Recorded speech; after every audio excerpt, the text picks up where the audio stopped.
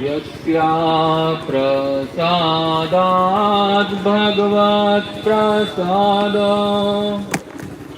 यस्या प्रसादान् नगति कुतोऽपि ध्यायं स्तुवंस्तस्य यशस्त्रिसन्ध्याम् वन्दे गुरो श्री चरणारविन्दम् नमो महावदन्याय कृष्ण प्रेम प्रदायते कृष्णाय कृष्ण चैतन्य नामिने गौरतिषे नमः। हे कृष्ण करुणा सिंधु दीनबंधु जगत्पते गोपेश गोपिका कांत श्री राधा कांत नमस्तुते। तप्त कांचन गौरांगी राधे वृंदावनेश्वरी वृषभानुसुते देवी प्रणमामि हरिप्रिये। जय रूप सनातन भट्ट रघुनाथ श्री जीव गोपाल भट्ट दास रघुनाथ जय गोसाई कोरी चरण वंदन जहाँ होत विघ्ननाश अभीष्ट।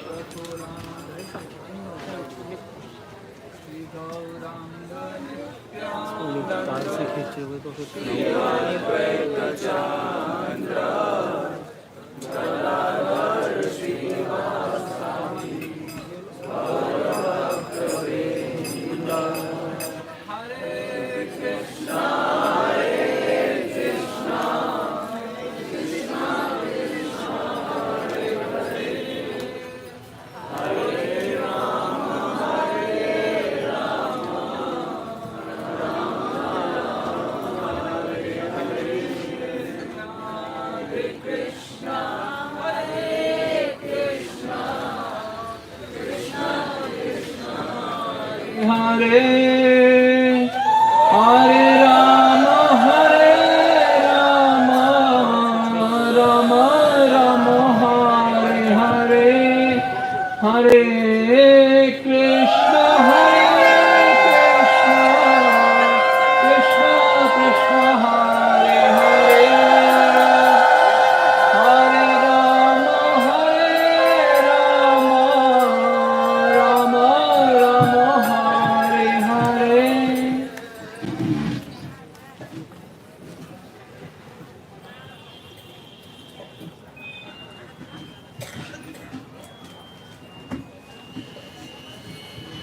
हम कुछ दिन से गौर तत्व व रस तत्व व्याख्या कर रहे थे और हमें भीतर से लगा कि यदि हम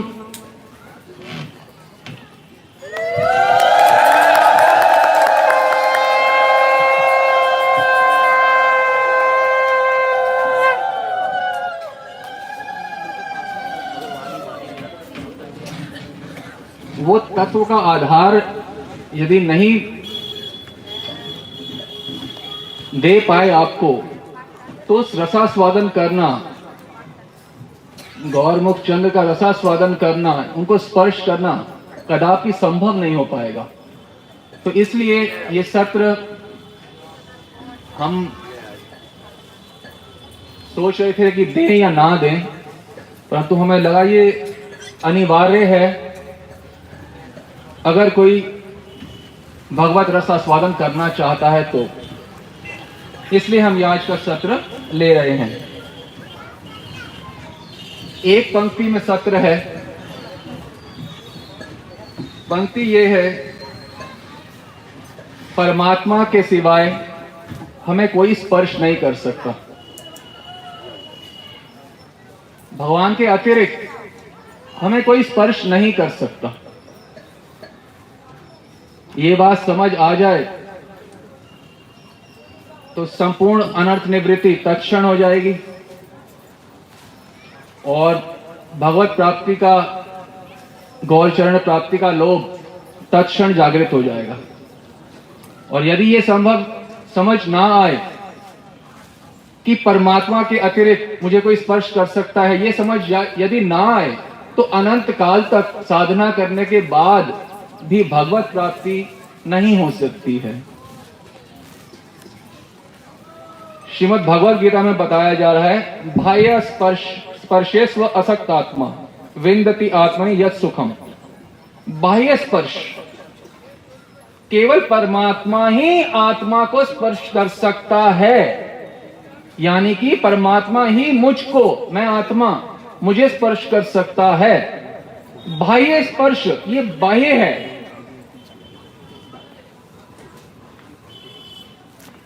ये मेरे अतिरिक्त है, ये बाहर का है। क्या क्या बाहर का है? शरीर, इंद्रियां, मन, बुद्धि, परिस्थितियां, व्यक्ति, वस्तु, ये सब बाह्य है, ये बाहर का है, ये मुझे स्पर्श नहीं कर सकता।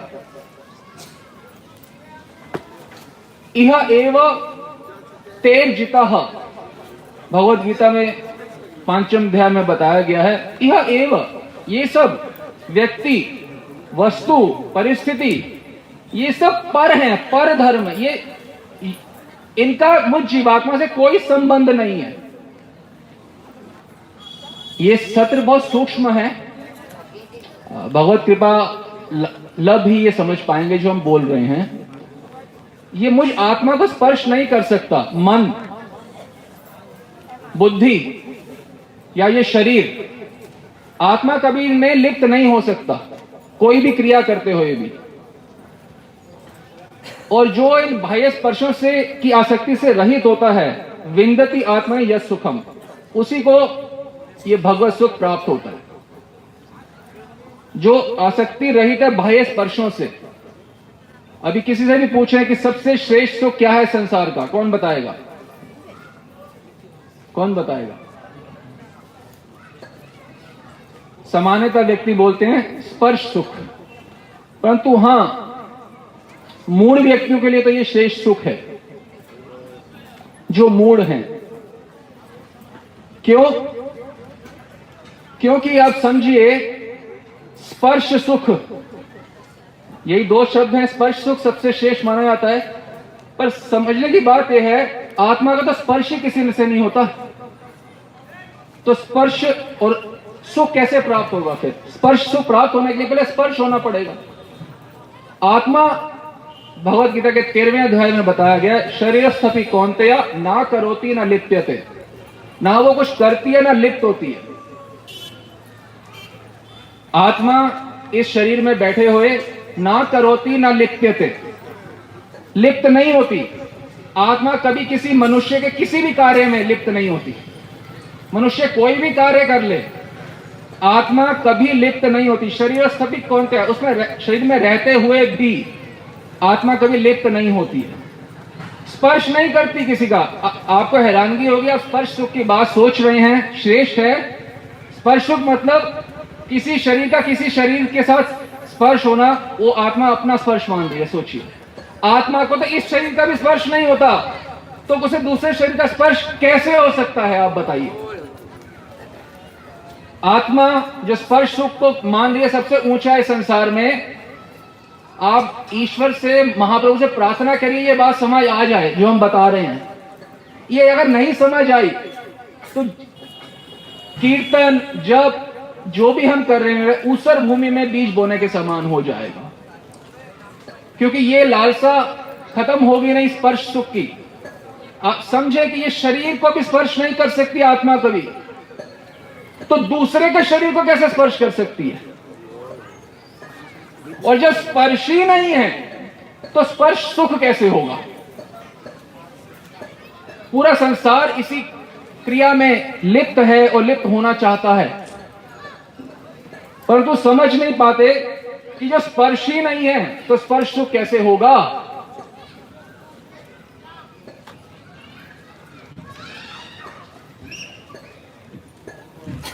भगवान बताते हैं, ना तेषु रमते बुधः जो बुद्धिमान व्यक्ति है,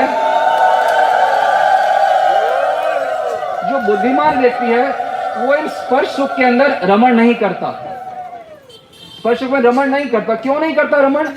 क्योंकि उसे पता है कि स्पर्श ही नहीं है जब, तो स्पर्श सुख कैसे हो सकता है प्राप्त। और ये समझना बहुत जरूरी है। ये इसलिए क्योंकि जब तक व्यक्ति के अंदर स्पर्श सुख की चाह रहेगी, तो चाहे वो जंगल में चला जाए, चाहे वो गुफा में चला जाए, वो ध्यान करे गौरांग महाप्रभु के ऊपर, गौर नाम ले, गौर गायत्री करे, अपना कोशिश करे पूर्ण रूप से ध्यान करने की। पर यदि उसको लगता है कि स्पर्श सुख इस संसार में है, वो गुफा में रहते रहते भी चिंतन गौर का नहीं, स्पर्श सुख का करेगा। और यदि यह स्पष्टीकरण हो कि स्पर्श सुख त्रिकाल में संभव नहीं है, हमने कभी किसी को स्पर्श ना कभी किया है, ना अब कर रहे हैं, ना कभी कर पाएंगे। स्पर्श सुख मतलब एक ऐसी चाह जो कभी पूरी नहीं हो सकती संसार में। संभव नहीं है स्पर्श करना। किसी की औकात नहीं है कि मुझे स्पर्श कर सके परमात्मा के अतिरिक्त। केवल परमात्मा ही मुझ आत्मा को स्पर्श कर सकता है। केवल मेरा प्रीतम, मेरे प्राणनाथ श्री गौर सुंदर मुझे स्पर्श कर सकते हैं। संसारी व्यक्ति अपने आप को स्पर्श नहीं कर सकता, तो हमें कैसे स्पर्श करेगा? और जब तक स्पर्श सुख की इच्छा से रहित नहीं होंगे, तब तक भगवत प्राप्ति तो छोड़िए, भगवत प्राप्ति की इच्छा भी जागृत नहीं होगी। क्योंकि इच्छा तो स्पर्श सुख में गई हुई है कि प्राप्ति में, कि मुझे स्पर्श सुख मिल जाए, मैं स्पर्श सुख को बढ़ा लूं। 15 साल 20 साल भजन करते हो गए, और अभी भी क्या मानते हैं? स्पर्श सुख सबसे श्रेष्ठ है। स्पर्श सुख तो होता ही नहीं है, तो श्रेष्ठ कैसे होगा?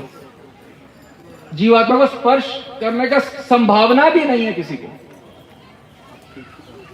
स्पर्श सुख की अब हम आपको जितनी कोशिश कर सकते हैं आपको समझाना की हम चेष्टा कर रहे हैं। बाकी गौर सुंदर की जिस पे कृपा हो वही समझ पाएगा।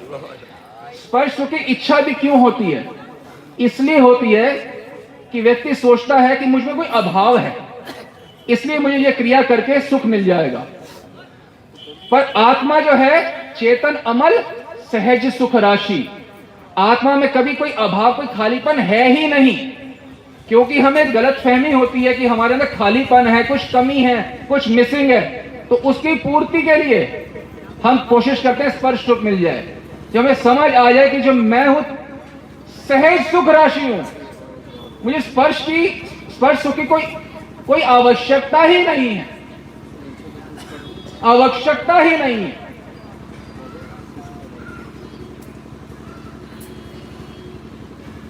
आपको एक और बात बताएंगे, आपको शायद देखिए, हम वास्तव में स्पर्श सुख चाहते भी नहीं है। अब आप कहेंगे ये क्या कह रहे हैं, हम तो चाहते हैं। अरे आप नहीं चाहते, आत्मा केवल आनंद चाहती है। वो गलत फहमी में सोच लिया कि स्पर्श सुख में आनंद है, इसलिए वो स्पर्श सुख की गलत कामना कर रही है, जबकि आत्मा स्पर्श सुख चाहती ही नहीं है कभी। त्रिकाल में भी स्पर्श सुख नहीं चाहती आत्मा, क्योंकि आत्मा आनंद चाहती है। आनंद का किसी स्त्री या पुरुष से कोई संबंध नहीं है। आनंद भगवान है। आनंदो ब्रह्मेति बेजानात। जो परमात्मा भगवान है वह आनंद है।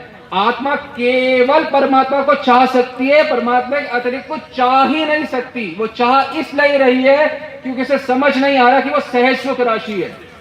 जो कमी उसमें है नहीं, उसको गलतफहमी के कारण, मानने के कारण वो स्पर्श सुख की चाहना कर रही है, और वो प्राप्त कभी होगा नहीं, क्योंकि स्पर्श सुख होता ही नहीं है संसार में। हाँ, स्पर्श सुख है, कहां है? नित्य नवद्वीप में, गोलोक में। वहां हम भगवान को स्पर्श कर सकते हैं और भगवान हमें स्पर्श कर सकते हैं, और यहां पे तो कोई किसी को स्पर्श नहीं कर सकता, तो इसलिए यहां स्पर्श सुख संभव नहीं है। स्पर्श सुख जो है भगवान के धाम में ही संभव है, परंतु वहां जाने के लिए, वो स्पर्श सुख पाने के लिए इस स्पर्श सुख, काल्पनिक स्पर्श सुख की इच्छा को छोड़ना होगा, वो भी हृदय से छोड़ना होगा। हाँ, मैं नहीं चाहता स्पर्श सुख। क्यों? क्योंकि ये प्राप्त नहीं हो सकता। जब तक इस स्पर्श की कामना को नहीं छोड़ेंगे, वो दिव्य स्पर्श, गौर सुंदर का स्पर्श, वह कभी प्राप्त होना संभव नहीं है।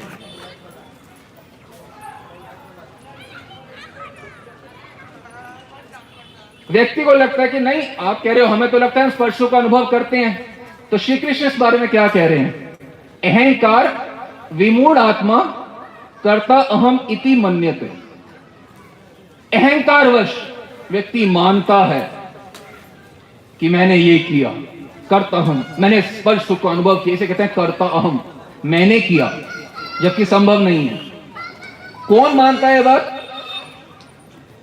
अहंकारी आदमी।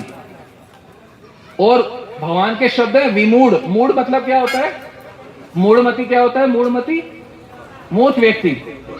और भगवान कह रहे विमूढ़, विमूढ़ मतलब अव्वल दर्जे का मूर्ख व्यक्ति। वही मानता है कि मैंने स्पर्श सुख का अनुभव किया। स्पर्श सुख त्रिकाल में संभव नहीं है। ये हम अपने आप को भीतर ये बात बिठा लें। ये बिठाना अत्यंत अत्यंत आवश्यक है। अब आप कहो कि हमें स्पर्श सुख की इच्छा को छोड़ना है क्या? अरे छोड़ना नहीं है, ये छुटी छुटाई है। आत्मा में कभी स्पर्श सुख की इच्छा होती ही नहीं है। कहां होती है फिर ये इच्छा? ये अंतःकरण मन के अंदर, और मैं मन हूं ही नहीं। स्पर्श सुख आप छोड़ोगे तो तब जब आपने कभी उसे पकड़ा हो। और एक और बात हैरानगी की, आप कहोगे हम तो कामी हैं, क्रोधी हैं। आप कभी भी कामी नहीं थे, आप अभी भी कामी नहीं हो, और आप भविष्य में भी कामी नहीं होगे। क्यों? चेतन अमल सहज सुख राशि। आत्मा अमल थी, अमल है और अमल रहेगी। आत्मा कामी नहीं हो सकती, चाह के भी नहीं हो सकती। क्यों नहीं हो सकती? क्योंकि वो अमल है। अमल कभी भी मल युक्त नहीं हो सकती। काम जो तो मल है ना। स्पर्श सुख मतलब कामी होना। कामी मतलब मल, आत्मा के लिए मल है काम। आवृतम ज्ञानम एतेन ज्ञानिनो नित्य वैरिणा। ये काम जो है, स्पर्श सुख की इच्छा जो है, ये सबसे बड़ा दुश्मन है सभी व्यक्तियों का, खासकर भक्तों का। क्योंकि ये स्पर्श सुख की इच्छा हमें उस स्पर्श सुख की उपलब्धि से वंचित रख रही है। ये नहीं कि आप स्पर्श सुख करोगे उसके बाद आपको भगवत प्राप्ति नहीं होगी। इसकी इच्छा भी यदि है तो वो भगवत प्राप्ति की इच्छा भी नहीं हो सकती तब तक। क्योंकि मन तो एक है ना। मन या तो भगवान में लगेगा या काम में लगेगा। और आपको एक बात बताएं, जब कामाग्नि में व्यक्ति डूब जाता है, उसको लगता है मेरे अंदर काम बहुत भर गया है, वो तब भी निर्विकारी होता है। जब आप काम युक्त होते हैं तब भी आप निर्विकारी होते हैं। क्योंकि तब भी आप क्या होते हैं? चेतन अमल सहज सुख राशि। आप निर्विकारी थे, निर्विकारी हैं और निर्विकारी रहेंगे। काम क्रोध आपका कुछ बिगाड़ नहीं सकता, क्योंकि काम क्रोध का आपसे संबंध ही नहीं है। ये अंतःकरण की वृत्तियां हैं केवल, और अंतःकरण की वृत्तियों से चेतन अमल सहज सुख राशि का संबंध हो ही नहीं सकता। जब आप कामाग्नि में भी हैं तो भी आप सहज सुख राशि हैं, तो भी आप निर्विकारी हैं, और तो भी आप अमल हैं। काम क्रोध की इच्छा को पूर्ति करके आनंद नहीं प्राप्त होता। श्री कृष्ण क्या बता रहे हैं? काम क्रोध वियुक्ता नाम। किसको आनंद प्राप्त होता है? जो काम और क्रोध से युक्त नहीं है, वियुक्ता नाम, काम क्रोध से परे है जो व्यक्ति। आप कहेंगे फिर बात बोलेंगे हमें परे होना है काम क्रोध से। आपको परे नहीं होना, अपने आप को याद दिलाओ मैं परे हूं, इस समय भी मैं काम क्रोध से रहित हूं। सिर्फ याद दिलाना है अपने आप को। अपनी एक गलत फहमी के कारण, एक गलत मान्यता के कारण हम अपने अनंत जन्म जो हैं वो व्यर्थ कर रहे हैं। स्पर्श सुख के पीछे भाग के। स्पर्श सुख इस संसार में नहीं हो सकता।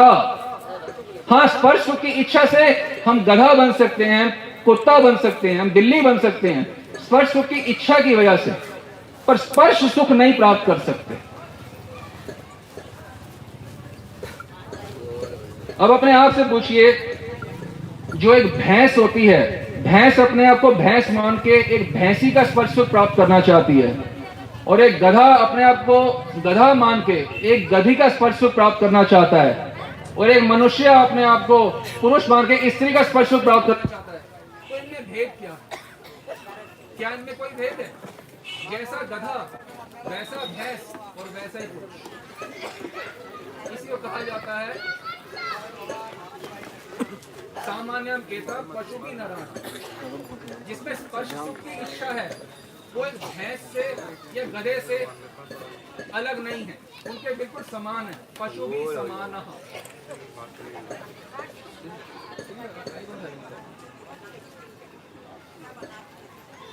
जिस व्यक्ति में स्पर्श सुख की इच्छा है वह पशु के समान है। और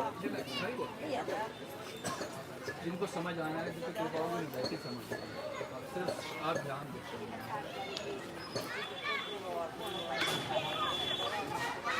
जो बहुत सुंदर के चरणों की प्राप्ति है या राधा कृष्ण के चरणों की प्राप्ति है, ये भक्ति की सर्वोच्च कक्षा है, सर्वोच्च कक्षा। इसके लिए भक्ति का चौथा गगा तो क्लियर होना चाहिए। ABCD और स्पिरिचुअल लाइफ ये क्लियर होना चाहिए। ABCD क्या है कि मैं स्पर्श सुख नहीं चाहता, स्पर्श सुख संभव नहीं है, मैं कभी उसकी कामना अब से नहीं करूंगा। यदि मुझे ये बात समझ आ गई, आप कहते हैं निर्विकारी होना चाहते, क्या करें? आप सिर्फ ये काम करो, स्पष्टतः अपने आप को अनुभव करो कि मैं मन से बिल्कुल अलग हूं, मैं शरीर से बिल्कुल अलग हूं, मैं काम क्रोध से बिल्कुल अलग हूं, मेरे अंदर कभी भी काम नहीं था। आपको मेरे अंदर काम है, हम कहते था ही नहीं कभी भी आपके अंदर, ना आगे होगा ना अब है। आप मान रहे हो कि मेरे अंदर है, वो तो मन में है, मन तो जड़ है। मन के साथ तादात्म्य करने से आप ये मान रहे हो कि आप में काम आ गया। आप में काम कैसे आएगा? अगर आप अमल, चेतन अमल हो, सहज सुख राशि हो।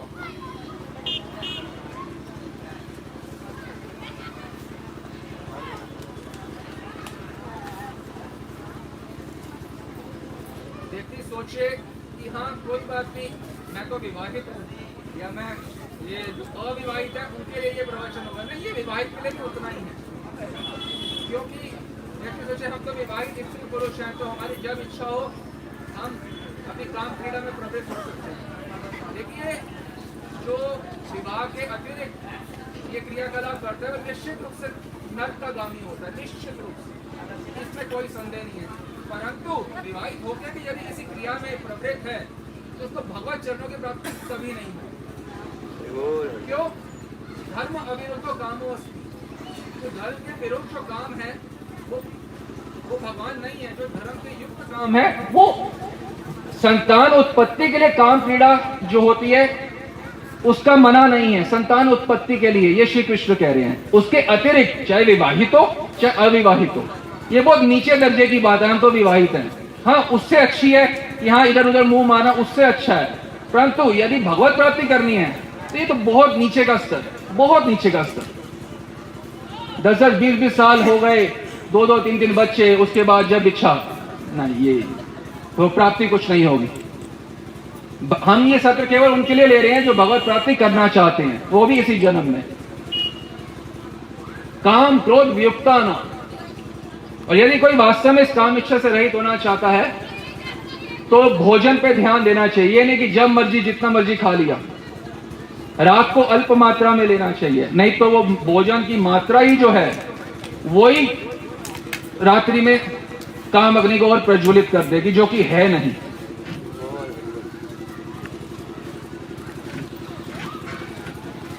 अर्जुन पूछते हैं गीता में, स्थित प्रज्ञ सा का भाषा समाजित तस्व केशव। हे केशव, जो स्थित प्रज्ञ पुरुष है उनकी क्या भाषा होती है? उनकी ये भाषा होती है कि गौर बिना आज चाही ना, गौर बिना आज जानी ना। मैं गौर के बिना किसी को जानता नहीं हूं, गौर के बिना किसी को चाहता नहीं हूं। ये है स्थित प्रज्ञ की भाषा।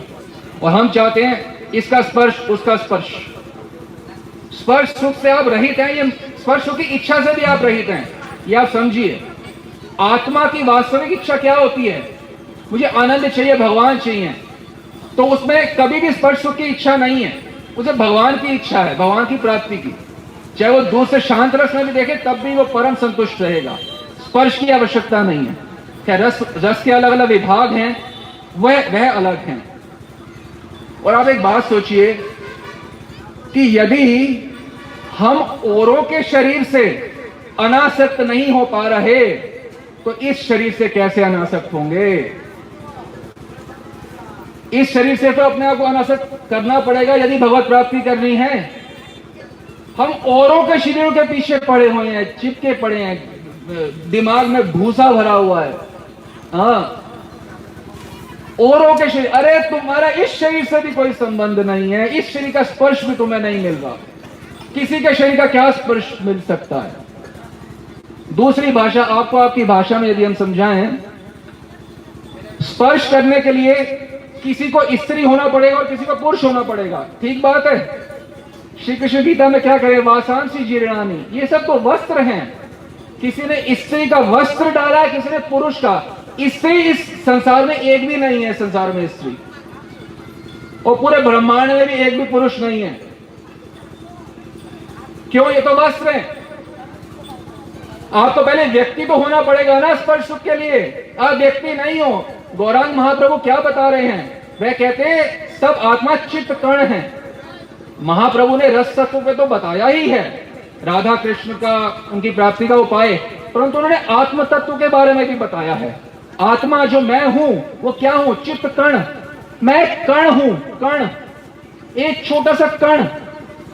जैसे आप देखते हो सूरज की जब रोशनी आती है खिड़की से तो छोटे छोटे कण दिखते हैं, बस मैं वो एक छोटा सा कण हूं। बना, मैं कभी भी स्त्री या पुरुष नहीं था, ना अब हूं।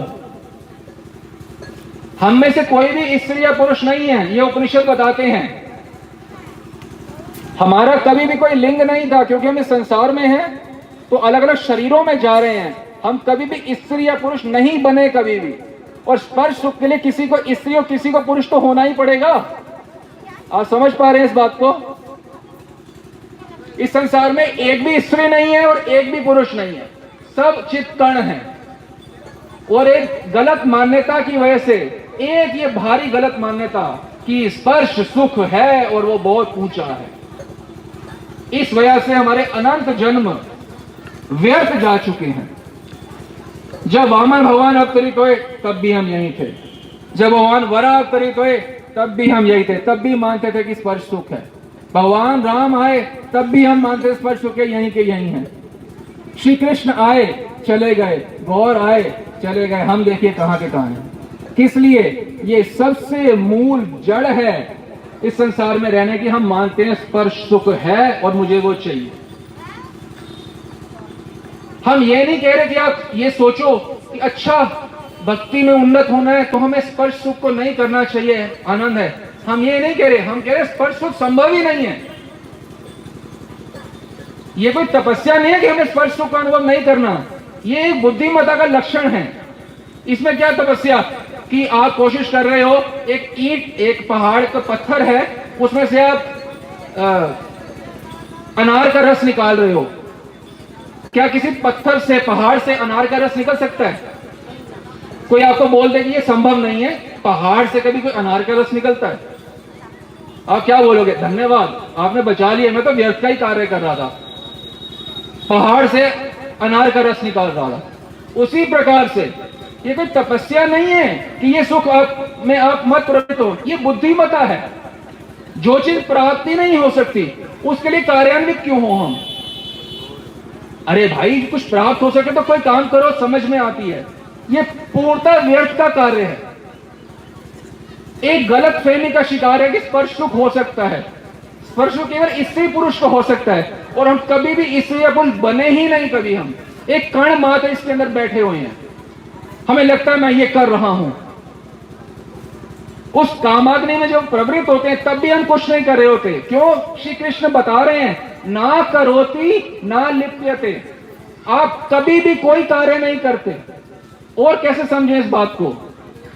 जैसे मान लो आप रेलगाड़ी में बैठते हो, तो रेलगाड़ी में बैठते हो तो आप चल रहे होते हो कि रेलगाड़ी चल रही होती है? कौन चल रहा होता है? रेलगाड़ी चल रही है। और कोई सोचे कि मैं चल रहा हूं, वो गलत फहमी में है कि नहीं है? उसी प्रकार से इस शरीर का कोई भी कार्य हो रहा होता है, व्यक्ति सोचे मैं कर रहा हूं ये कार्य, अरे वो रेलगाड़ी द्वारा हो रहा है, ये शरीर द्वारा हो रहा है। जैसे मैं रेलगाड़ी में बैठा हूं वैसे ही मैं शरीर में बैठा हूं। जैसे मेरा रेलगाड़ी के किसी कार्य से कोई संबंध नहीं है, वैसे ही मेरे शरीर के किसी कार्य से कोई संबंध नहीं है। सुख तो बड़े दूर की बात है, संबंध ही नहीं है। हम इस नवद्वीप धाम में बैठ के भी इस विषय में क्यों बोल रहे हैं? क्योंकि ये विषय इतना जरूरी है, इतना जरूरी है। हम छटपटा रहे हैं कैसे किसी को ये बात समझा दें, क्योंकि जब तक ये बात समझ नहीं आई, जितना मर्जी गौर मंत्र, जितना मर्जी परिक्रमा कर लो, कुछ भी कर लो, उस रस की प्राप्ति नहीं होगी, नहीं होगी, नहीं होगी।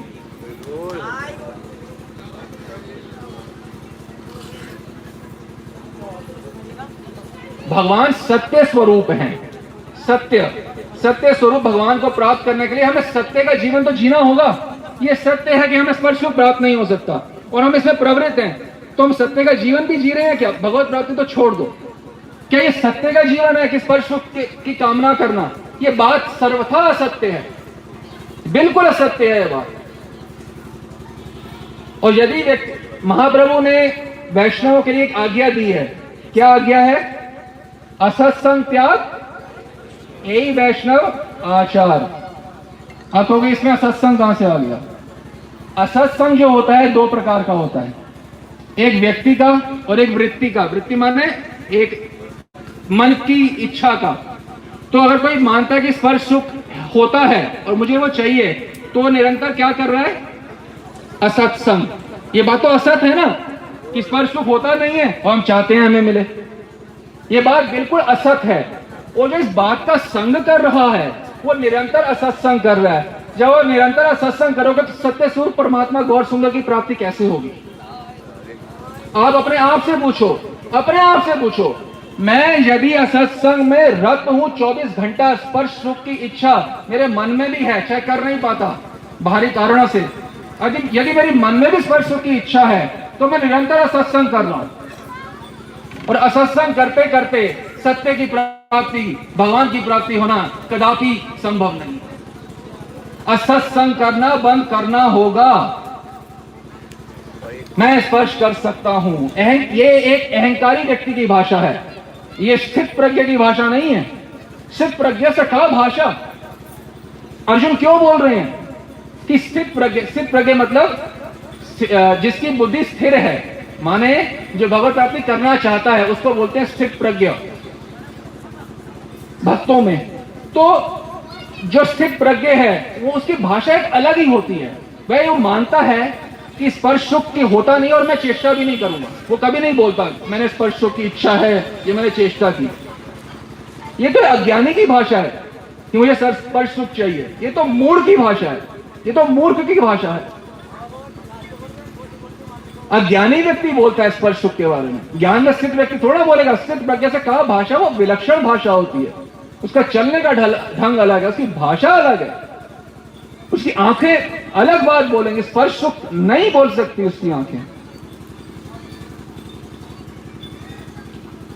और महाप्रभु शिक्षाष्टम जो हमें देके गए हैं, उसका पहला ही पंक्ति का पहला ही शब्द क्या है? चेतो दर्पण मार्जन। अपने इस चित्त रूपी दर्पण का मार्जन। काम क्रोध का सिंहासन बैठा हुआ है तो मार्जन कैसे होगा?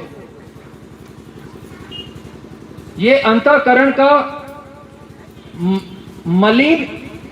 अंतःकरण इतना मलिन है, इसी वजह से किसी को लगता है कि मैं स्पर्श सुख की मेरी इच्छा है। अंतःकरण मलिन है तभी ये इच्छा है स्पर्श सुख की। यदि अंतःकरण मलिन नहीं होगा, स्पर्श सुख की इच्छा नहीं हो सकती। ध्यान दो इस बात को। आप बोलते हो ना मैं भक्ति करके पवित्र हो रहा हूं या नहीं हो रहा हूं। अपने आप से पूछो क्या मेरी स्पर्श सुख की इच्छा है? यदि इच्छा है तो मेरा अंतःकरण मलिन है। यह 18वें अध्याय का 16वां श्लोक है भगवत गीता में, उसमें भी बताया जा रहा है। आप खुद इस शब्दों को समझें। तत्र एवं सति कर्तारम आत्मानम केवलम तू यह पश्यत्य अकृत बुद्धित्वान न स पश्यति दुर्मति। श्री कृष्ण कह रहे हैं जो कर्ता, जो अपने आप को स्पर्श सुख का कर्ता या भोक्ता मानता है, वह उसकी बुद्धि शुद्ध नहीं है।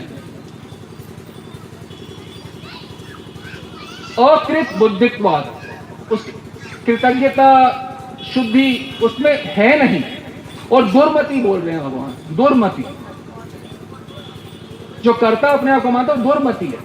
शरीर में रहकर मैं कुछ करता हूं, आत्मा सदैव से निर्लिप्त है, सदैव से कर्ता भाव से रहित है। आत्मा में कभी भी कर्तृत्व नहीं हो सकता। आत्मा इस संसार में कभी एक भी क्रिया नहीं कर सकती, एक भी क्रिया, एक चावल का दाना भी नहीं खा सकती। आप कहोगे हम तो रोज खाते हैं, यही तो गलत फहमी है। यह भी स्पर्श सुख के अंतर्गत आता है। स्पर्श सुख केवल जनेंद्रियों का नहीं है, स्पर्श सुख जीवा का भी है। हमें लगता है ज्यादा खा लेते हैं, यह भी स्पर्श सुख के अंतर्गत आता है, परंतु ये आज का विषय नहीं है। आज का विषय केवल इस काम के ऊपर है। पांचों इंद्रिय का सुख स्पर्श सुख के अंदर आता है। और श्री कृष्ण क्या बता रहे हैं, यही संस्पर्शा भोगा दुख योनिया एवते। ये जो संस्पर्श से जो है, ये वास्तव में दुख का कारण है। ये स्पर्श की इच्छा, ये सिर्फ एक चीज देती है, दुख। आपको हमें सुख मिलता है, यही गलत फहमी है कि हमें कुछ मिलता है। इस संसार में जीवात्मा को एक ही चीज मिल सकती है, वो है परमात्मा, और कुछ नहीं मिल सकता। वो तब मिलेंगे जब अपने आप को काम क्रोध रहित मानोगे, जो कि आप हो। आपको मेहनत नहीं करनी है, आप स्वाभाविक अमल हो, स्वाभाविक मल रहित हो। अपने आप को मन से तादात्म्य करने की जो गलत आदत है, वो उसको छोड़ना।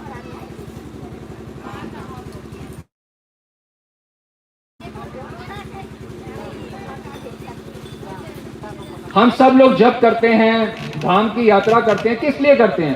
किस लिए करते हैं बताइए? यही चाहते हैं हमारी श्यामा शाम की अष्टलीला में प्रवेश हो जाए, यही चाहते हैं, यही चाहते हैं। तो फिर हमारे को ये जो अपनी मूर्खता की क्रियाएं हैं, इसको छोड़ना होगा। आचार्यों की भाषा में इसको कहा जाता है, विषय छाड़िया कबे शुद्ध बेमान, तभी आमी हेरी बो श्री वृंदावन। वृंदावन को तभी मैं देख पाऊंगा जब विषय छड़िया कबे शुद्ध अभिमान, मन शुद्ध जब होगा, मानूंगा कि मैं स्पर्श सुख नहीं चाहता, फोर्स से नहीं, हृदय से मैं स्पर्श सुख नहीं चाहता। त्रिकाल में मैं कभी नहीं चाहता। 100 हर्ष जब हम बोलेंगे, हाँ मैं अपने आप को मैं कभी स्पर्श सुख नहीं चाहता, तब आपके अंदर वो अग्नि प्रज्वलित होगी कि हाँ मैं गौर सुंदर को चाहता हूं, मैं केवल इनको चाहता हूं। तब वो अग्नि प्रज्वलित होगी जब आप हृदय से मानोगे कि मैं स्पर्श सुख नहीं चाहता, मिलने पर भी नहीं चाहता।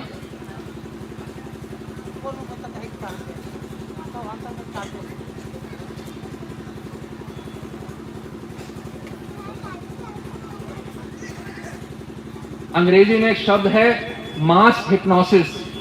इसका मतलब होता है, मास मतलब पूरे बहुत बड़ी जनता को किसी ने एक जादू के उसमें डाला हुआ हो, गलत फहमी में, कि सभी एक मूर्खता से कार्य करते हैं। आप देखते हैं ना, जादूगर कई बार कर देते हैं, सब एक साथ ऊपर मुंह देखते हैं, एक साथ नीचे। ये ऐसे पागलपन का जादू चढ़ा हुआ है संसारियों के ऊपर कि सब मानते हैं मुझे स्पर्श सुख चाहिए। ये बहुत ही व्यापक स्तर पे एक गलत टीवी देखो, मोबाइल, यही फैला हुआ है, स्पर्श सुख स्पर्श सुख स्पर्श सुख। जनता को बेवकूफ बनाया जा रहा है इसके आकर्षण से। और कोई बोले कि मेरा तो स्त्री के प्रति आकर्षण है, या कोई स्त्री बोले मेरा पुरुष के प्रति आकर्षण है। अरे नहीं है आपका, आप कहोगे हमारा है, हम कह रहे हैं है ही नहीं।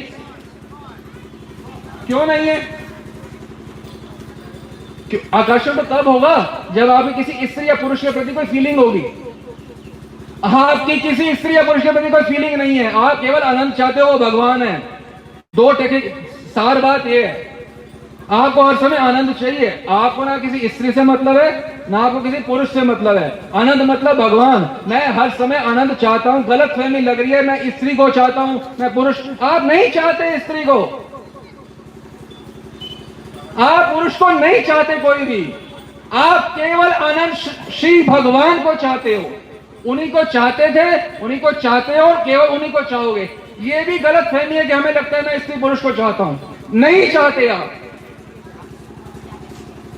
आप कैसे चाह सकते हो? आत्मा कैसे किसी स्त्री की कामना कर सकती है? अरे चाह स्त्री की कामना, पुरुष की कामना करने के लिए आपको अंदर मल आना पड़ेगा। आप अमल हो, अमल के अंदर कैसे स्त्री पुरुष की कामना हो सकती है? स्पर्श सुख प्राप्ति को छोड़ो, आपके अंदर स्पर्श सुख की कामना भी नहीं है, आप ये जानते नहीं हो। हम सिर्फ आपको वो बता रहे हैं जो आप हो, आप अमल हो।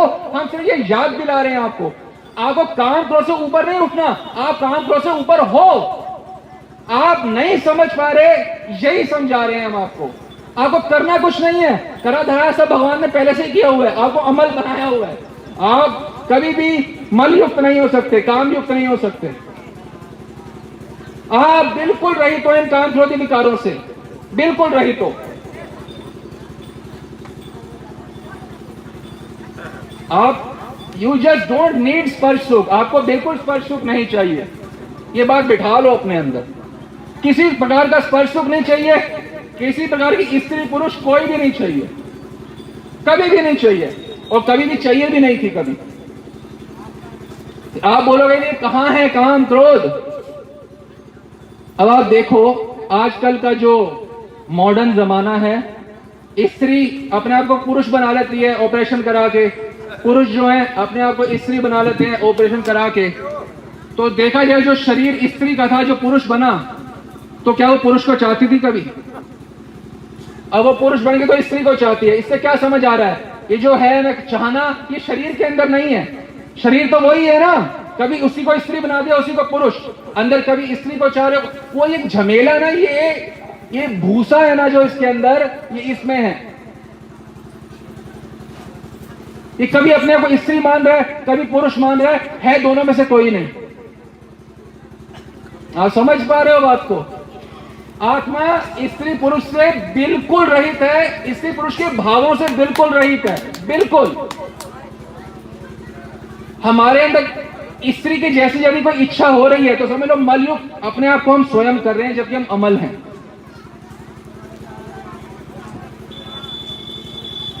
अंग्रेजी में बोले तो टच सेंसेशन, जो स्पर्श सुख को टच सेंसेशन बोलते हैं, touch sensation is not possible in this world.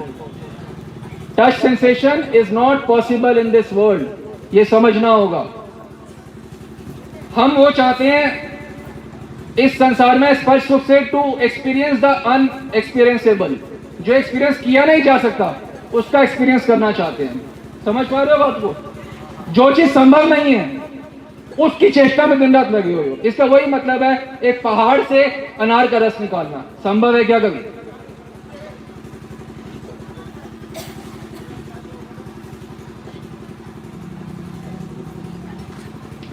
मेरे प्रीतम, मेरे परमात्मा के सिवा मुझे कोई स्पर्श नहीं कर सकता, कोई स्पर्श नहीं कर सकता। और वास्तव में स्पर्श सुख क्या होता है आप देखो, आप समझो स्पर्श सुख क्या होता है। आपने श्रीनिवास आचार्य की कथा सुनी होगी, बाबा आप बताए होंगे श्रीनिवास आचार्य का, वो नित्य लीला में वो होली का और माला का। बाबा आपको जरूर बताए होंगे कि श्रीनिवास आचार्य ध्यान कर रहे हैं महाप्रभु की अष्टकालीन लीला का, गौरंग महाप्रभु की। उसमें वह सेवक भाव से महाप्रभु को चंदन, इत्र और माला पहनाते हैं, माल्य गुंफन करते हैं, माला पहनाते हैं। तो थोड़ी देर बाद क्या देखते हैं, जो माला उन्होंने अपनी मानस सेवा में पहुंचाई थी, चिंतन के द्वारा जो पहनाई थी, वही माला उनके गले में शरीर में आई, उनका शरीर पुलक हो रहा है। इसको कहते हैं स्पर्श सुख। तो स्पर्श सुख है, ऐसा नहीं कि स्पर्श सुख नहीं है, पर यहां नहीं है, वहां है, यहां बिल्कुल नहीं है। तो स्पर्श सुख चाहते हो बिल्कुल ठीक है, पर वो स्पर्श सुख ईश्वरीय स्पर्श सुख, ये क्या संसारी आदमी औरतों का स्पर्श सुख करो, इतना गिराओ सर क्यों सोच रहे हो हमारा है?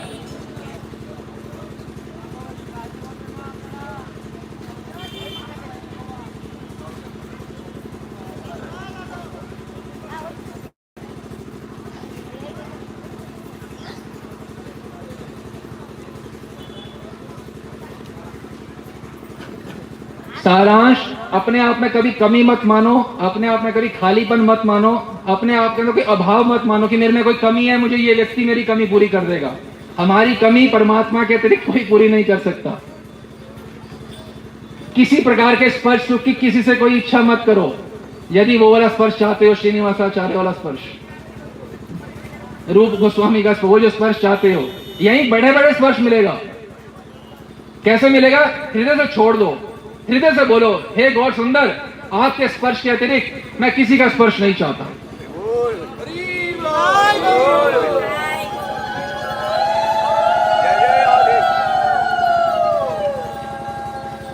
इस भावना से जब बुलाएंगे तो गौर सुंदर शीघ्र प्रकट हो जाएंगे। गौर प्रेमानंद।